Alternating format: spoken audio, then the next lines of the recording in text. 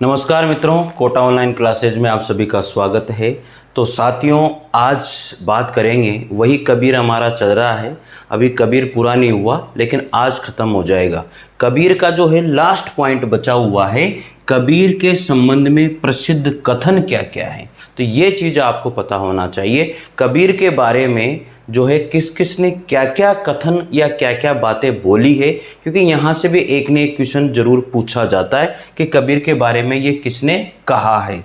तो चलिए लिखते हैं। सबसे पहले जो है वो है डॉक्टर बच्चन सिंह।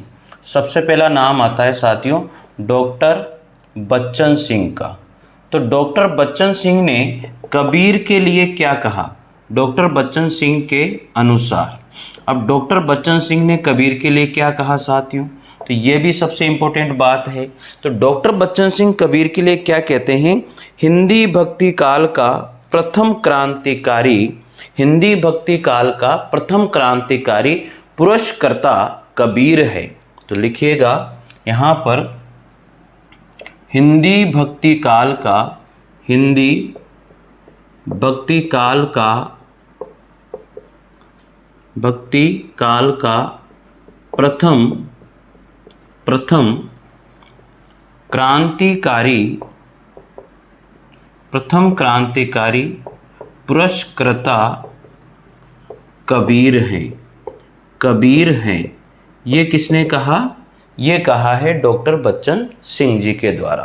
तो इस तरह के कथन रहेंगे साथियों जो आप लोगों को ध्यान रखना है। तो हिंदी भक्ति काल का प्रथम क्रांतिकारी पुरस्कर्ता कबीर हैं, ऐसा कहने वाले कबीरदास जी के बारे में कौन थे, डॉक्टर बच्चन सिंह जी है। इसके बाद में दूसरा कथन आता है मेरे मित्रों, वो है आचार्य रामचंद्र शुक्ल का। दूसरा कथन है आचार्य रामचंद्र शुक्ल। लिख लीजिए आप अपने नोट्स में, आचार्य रामचंद्र शुक्ल। साथियों, मेरे को कोई मतलब नहीं है आपको सब्सक्राइब करना है नहीं करना है, आपके ऊपर है। बस पढ़िए, कोई बकवास नहीं, बस पढ़ाई कीजिए मस्ती के साथ। तो आचार्य रामचंद्र शुक्ल का जो कथन है वो बहुत बढ़िया है। इन्होंने लिखा है कि इसमें कोई संदेह नहीं है कि कबीर ने ठीक मौके पर जनता के उस बड़े भाग को संभाला। क्या लिखा है इन्होंने, इसमें कोई संदेह नहीं है कि, इसमें कोई संदेह नहीं है कि, इसमें कोई संदेह नहीं है कि कबीर ने ठीक मौके पर, लिखे आचार्य रामचंद्र शुक्ल के अनुसार कबीरदास जी के बारे में, कबीर ने ठीक मौके पर जनता को संभाला, जनता को संभाला, जो नाथ पंथियों के प्रभाव से, जो नाथ पंथियों के प्रभाव से, जो नाथ पंथियों के प्रभाव से प्रेम भाव और भक्ति रस, प्रेम भाव और भक्ति रस से शून्य शुष्क पड़ता जा रहा है, शून्य शुष्क पड़ता जा रहा है। कबीरदास जी ने के बारे में आचार्य रामचंद्र शुक्ल कहते हैं कि इन्होंने जो है क्या लिखा, बहुत बड़ी बात लिखी इन्होंने। अगर समझा जाए तो कोई संदेह नहीं है, यानी कि मुझे कबीरदास जी के ऊपर बिल्कुल भी संदेह नहीं था कि कबीर ने ठीक मौके पर, जिस समय उनको चांस लगा, जिस समय मौका लगा, ठीक मौके पर जनता को उन्होंने संभाला है। और क्या कहा, जो नाथ पंथियों के प्रभाव से प्रेम भाव और भक्ति रस से जो शून्य थे, जिन्होंने इनके प्रभाव से प्रेम भाव और भक्ति रस से जो शून्य थे, मैंने बिल्कुल भी उसके साथ नहीं थे, बिल्कुल शून्य थे, शुष्क पड़ता जा रहा है, ऐसा इन्होंने कहा है। किसके द्वारा कहा गया? कबीरदास जी के बारे में आचार्य रामचंद्र शुक्ल ने ऐसा कहा है। ठीक है, आचार्य रामचंद्र शुक्ल ने ही ये पहली बात कही। अब दूसरा कथन आचार्य रामचंद्र शुक्ल के अनुसार ही आता है। आचार्य रामचंद्र शुक्ल ने दूसरा कथन क्या कहा है? उन्होंने भारतीय ब्रह्मवाद के साथ, दूसरा कथन है, उन्होंने भारतीय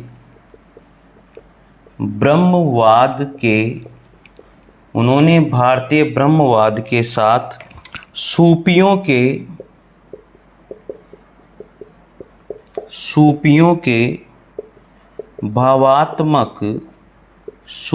के भावात्मक रहस्यवाद, हठ योगियों के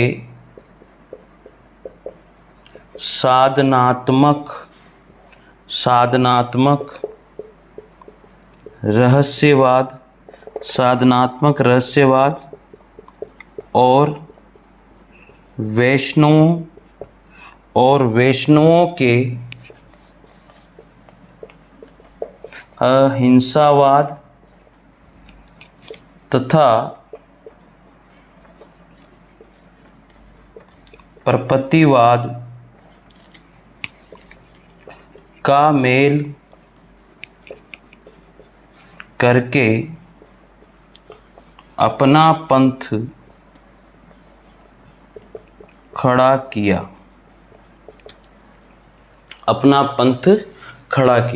तो दूसरा कथन है, उन्होंने, मतलब किसने? कबीर ने भारतीय ब्रह्मवाद के साथ सूफियों के भारतीय ब्रह्मवाद के साथ सूफियों का क्या रहा? भावनात्मक रहस्यवाद था। तो सूफियों का एक बात याद रखना, जो भी सूफियों के लिए कोई भी बात आती है ना, तो रहस्यवाद से जुड़ी हुई बात आती है। इसको ध्यान रखना आप थोड़ा सा। अगर क्वेश्चन पूछा जाए रहस्यवाद किससे संबंधित है, तो वो सूफियों से संबंधित है, इसका ध्यान रखने का। ठीक है, आगे है, तो भावनात्मक रहस्यवाद, हठ योग, नाथों की सी आपको पता है, के साधनात्मक रहस्यवाद और वैष्णवों के अहिंसावाद तथा प्रपत्तिवाद का मेल करके अपना पंथ खड़ा किया था। यानी कि कबीरदास जी ने सबको सम्मिलित किया और फिर अपना पंथ इन्होंने खड़ा किया था। तो कबीरदास जी के बारे में ये सबसे अच्छी बात थी, उन्होंने सबको इकट्ठा किया और फिर अपना पंथ खड़ा कर लिया साथियों। तो ये कथन थे डॉक्टर बच्चन सिंह के अनुसार। आचार्य रामचंद्र शुक्ल के अनुसार मैंने 2 कथन आपको बता दिए हैं। अब तीसरा कथन भी आचार्य रामचंद्र शुक्ल के अनुसार ही रहेगा मित्रों। तो लिख लीजिए या स्क्रीनशॉट ले लीजिए, जैसी भी आपकी इच्छा है।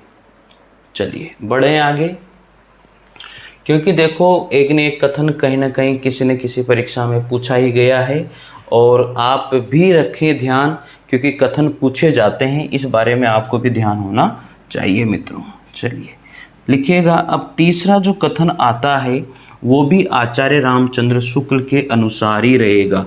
तो जितने भी कथन हम लोग पढ़ रहे हैं, ये सारे के सारे जो कथन हैं वो कबीरदास जी के संबंध में हैं, लेकिन बोलने वाले अलग अलग विद्वान हैं।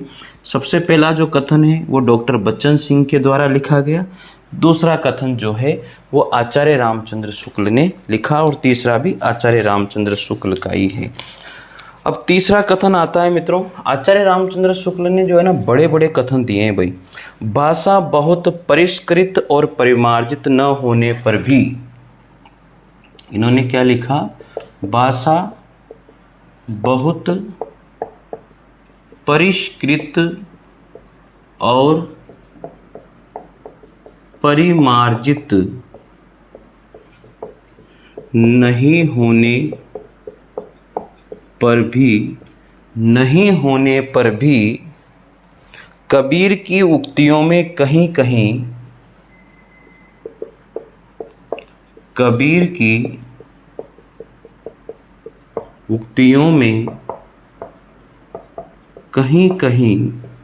कबीर की उक्तियों में कहीं कहीं विलक्षण प्रभाव और चमत्कार हैं। विलक्षण प्रभाव और चमत्कार हैं। विलक्षण प्रभाव और चमत्कार हैं। प्रतिभा उनमें बड़ी प्रखर थी। प्रतिभा उनमें बड़ी प्रखर थी। प्रतिभा उनमें बड़ी प्रखर थी, इसमें संदेह नहीं है। इसमें संदेह नहीं है। तो ये कहने वाले भी कौन थे? आचार्य रामचंद्र शुक्ल थे। किसके लिए बोला है? कबीरदास जी के लिए बोला है, तो याद रखिएगा। इसके बाद में doctor Ram Kumar Verma 4th number पर आते हैं, 3रे नंबर पर। ठीक है, डॉक्टर राम कुमार वर्मा। डॉक्टर राम कुमार वर्मा ने कबीरदास जी के बारे में क्या कहा? कबीर संत पहले थे और कवि बाद में। कबीर संत पहले थे, कबीर संत पहले थे और कबीर बाद में, कवि बाद में,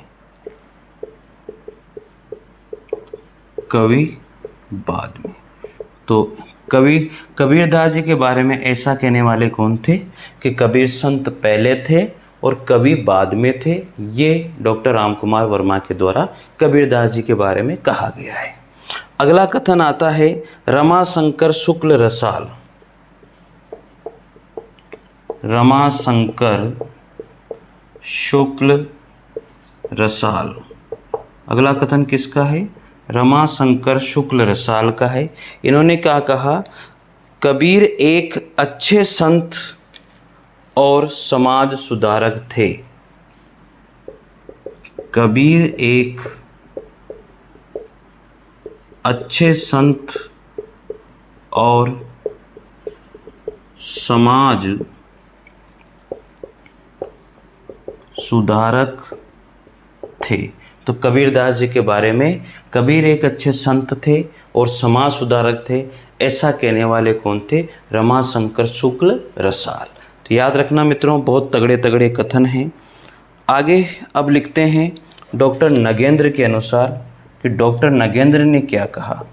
डॉक्टर नगेंद्र के अनुसार, डॉक्टर नगेंद्र साहब क्या कहते हैं कबीरदास जी के बारे में? इनका कथन है संत मत के समस्त कवियों में, संत मत के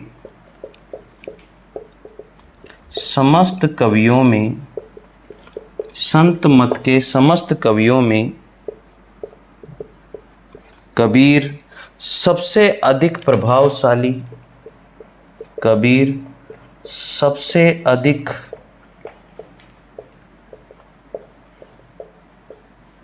सबसे अधिक प्रभावशाली एवं मौलिक थे। क्या कहा डॉक्टर नगेंद्र ने? कि संत मत के जितने भी कवि थे, देखो कबीर को भी सबसे पहले संत माना गया है, और ये कहने वाले कौन थे? डॉक्टर राम कुमार वर्मा, कि जो कबीर हैं वो सबसे पहले क्या है? संत हैं। उन्होंने एक ही बात बोली कि जो कबीर हैं वो सबसे पहले क्या है? संत हैं। ऐसा इन्होंने बोला है कि कबीर सबसे पहले संत हैं और बाद में कवि हैं। ठीक है, तो याद हो जाएगा, ये सारी बातें आपको याद रखनी हैं। तो डॉक्टर नगेंद्र भी यही कहते हैं, क्या कहते हैं? कि संत मत के जितने भी कवि हैं, जितने भी संत मत के कवि हैं, उन कवियों में कबीर सबसे अधिक प्रभावशाली हैं और मौलिक हैं। मौलिक मतलब इफ़ेक्टिव हैं, मतलब सबसे मुख्य हैं, ये मान के चलिए। ऐसा कहने वाले हैं डॉक्टर नगेंद्र साहब। ठीक है, तो अधिकतर कथन बहुत इंपॉर्टेंट कथन हैं, इनके बारे में थोड़ा सा आप लोग ध्यान रखिएगा। तो स्क्रीनशॉट ले लीजिए भाई, जल्दी से स्क्रीनशॉट ले लो, फटाफट ले लिए। अब आगे देखते हैं, और भी हैं अभी इसमें, और भी कथन हैं मित्रों, लिखते जाइए भाई। देखो यार, कथन तो लिखने पड़ेंगे ना, क्योंकि इतने सारे कथन तो मतलब पढ़ने ही पड़ेंगे, ये तो इनका कोई तोड़ निचोड़ नहीं है। मुख्य मुख्य बातें याद कर लेना भाई, और तो क्या है भाई। इसमें ये मुख्य बात है, ये इसने बोली, ये इसमें मुख्य बात है, ये इसने बोली, यही सबसे मेन है, ठीक है। हाँ यार, बोर्ड पे लिखाना पड़ता है भाई, देखो, और तो क्या ही बोले। अब आप लोगों की सबसे गलत आदत क्या होती है, आप यहाँ पढ़ रहे हो, फिर दूसरी जगह चले गए, फिर तीसरी जगह चले गए, कहीं पर भी कोई भी वीडियो अच्छा लगा वहाँ पर चले जाते हो। तो ये सबसे गंदी आदत होती है, ठीक है। तो ऐसा नहीं करें, और एक जगह पर एक ही टीचर से पढ़िए, और उस जगह पर जो वो बता रहे हैं, जो नोट्स आपको लिखवा रहे हैं, वो लिखिए, पूरे के पूरे नोट्स लिखिए, ताकि आपको समझ में आने लगेगा कि भाई हिंदी साहित्य का इतिहास कैसे कैसे पढ़ना होता है। नहीं तो आप कभी तो यहाँ भटक रहे हो, कभी वहाँ भटक रहे हो, कभी वहाँ भटक रहे हो, कुछ भी समझ में नहीं आएगा फिर, ठीक है ना। फ्री की चीज़ इतनी बढ़िया कहीं पर भी नहीं मिलती है, ये बात मैं आप लोगों को बता दूं, ठीक है। और हिंदी साहित्य के इतिहास के नोट्स मंगवाने हैं तो आप ज़रूर संपर्क कर सकते हैं, ठीक है भाई, ध्यान रखना। अब डॉक्टर ग्रियर्सन, छठे नंबर पर आते हैं George Grierson. George Grierson, George Grierson क्या कहते हैं, ये सबसे मुख्य बात है। जिनकी जाति नहीं होती कबीर ऐसे थे। क्या कहा इन्होंने, जिनकी जाति नहीं होती कबीर ऐसे थे। क्या बोला इन्होंने, जिनकी जाति नहीं होती कबीर ऐसे थे। कितनी बढ़िया बात बोली है कि कबीर की कोई जाति थी नहीं। जॉर्ज अब्राहम ग्रियर्सन के अनुसार ये बात कही गई है। अगली बात आती है 7वें नंबर पर डॉक्टर पीताम्बर दत्त बड़तवाल। पीताम्बर दत्त बड़तवाल, डॉक्टर पीताम्बर दत्त बड़तवाल। अगली बात आती है साहब, ठीक है। तो ये क्या कहते हैं, कबीर दार्शनिक न होकर आध्यात्मिक पुरुष मात्र हैं। कबीर, क्या बोला इन्होंने, कबीर दार्शनिक न होकर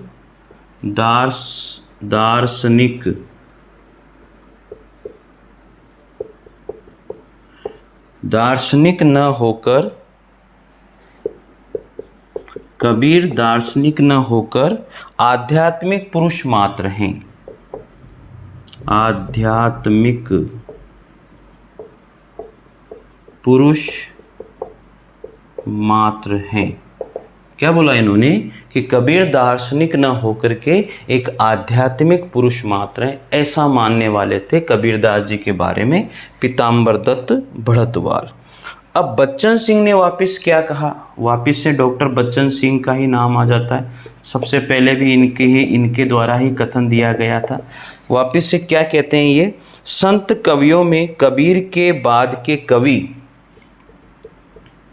संत कवियों में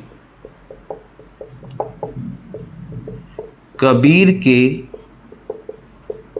बाद के कवि, संत कवियों में कबीर के बाद के कवि वैसे ही दिखाई पड़ते हैं, वैसे ही दिखाई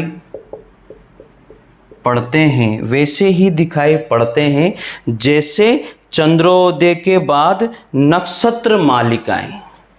वैसे ही दिखाई पड़ते हैं जैसे चंद्रोदय